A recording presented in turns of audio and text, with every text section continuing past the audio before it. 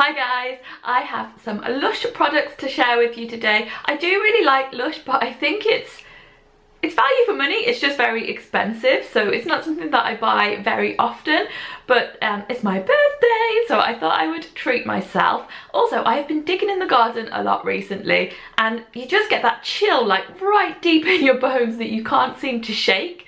So I thought, well, I've been having lots of baths, and I thought to make them a bit more special, I would get some nice Lush stuff to go into them. I have quite sensitive skin, and it tends to be dry and chapped, so generally nothing with too bright colours in it, and quite oily things work well for me. So I'll show you what I got. I did end up getting a couple of brightly coloured ones. I think they'll be okay. I typed in ones for sensitive skin, and these pink ones didn't actually come up, but I'm hoping they'll be alright. This one is the, it's candy something, and it just smells like, it reminds me loads of Parma violets. Parma violets, well, violets and roses are like my favourite scents. So this one's got like a sweet smell. And I also really like the bubble bars just because they give you loads of bubbles. I generally don't like ones that aren't bubbly in the bath. The bath just isn't the same without the bubbles, I think. This one is also super bright pink, and it's got glitter on it, which I sometimes think is a no-no because I don't want to end up having to clean the bath after I've used a product, and the glitter can sometimes stay around the bath after you've had one. But there's actually another rose one I really like, which is Amandopondo, which I did actually manage to get. But when I couldn't get that, I think it's been, I don't know, they just haven't been making it for a while. When I couldn't get that, I would type in rose into the website, and this one kept coming up.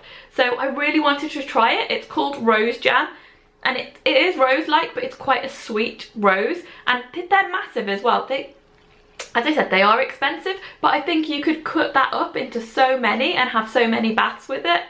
I mean, so many, probably 8, right? Because it's quite fat, so I'm looking forward to trying that one too. This one is a new one to me, and it's called a Cyanide Pill. It hasn't got too strong a scent to it, but this was one that came up for sensitive skin, and it's also got almond oil in it, which I think is quite soothing. They do smell really nice. I think that's quite a soothing one, and I do believe this is a bath bomb as well. It is. I've just got the sheet. They sent the sheet with it, and so this is going to give me loads of bubbles. I'm trying to distinguish if the two ends smell differently, because I'm wondering if when I crumble it in I should have a little bit of white and a little bit of yellow, or if it will be okay just to take just white in the bath. I will figure that one out. This big round piece is a bath bomb, so this is kind of explosive and fizzes into the bath, and this is the one that a lot of people seem to recommend for sensitive skin.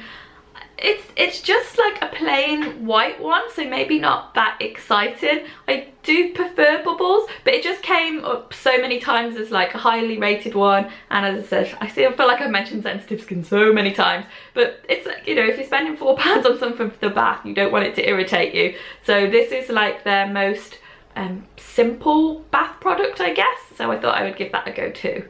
And this one, which is all wrapped up, is my favourite one ever. This is the Amandopondo one.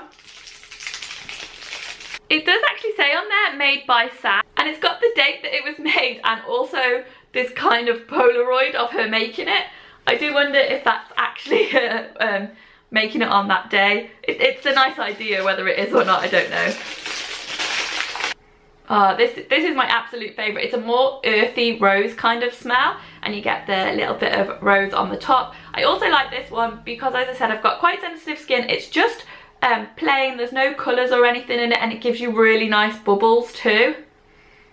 Oh, I like it. As I was ordering from Lush, I thought their postage is $3.99, so I thought I needed to make it worth it, and it took about a week to arrive, which I did think was quite a long time.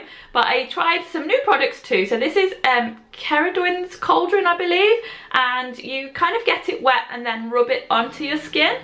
So we'll see how that goes, but this one in particular came up for a sensitive skin, and my skin has just been so dry and chapped recently. I think it's to do with the weather. I don't know, I'm hoping this is going to make a difference. This one is probably the tiniest Lush product I've ever seen. I think it was £2-ish, which is quite a lot for the size of it, and it's a steamer tab. So you put it into hot water and you you know, steam with it. You put your head over the bowl with the towel, and that's meant to be nice and soothing for your skin.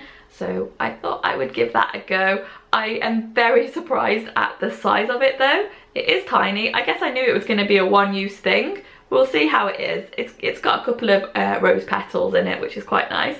And then the last thing I got is another one which is quite small, and this is the Floating Island.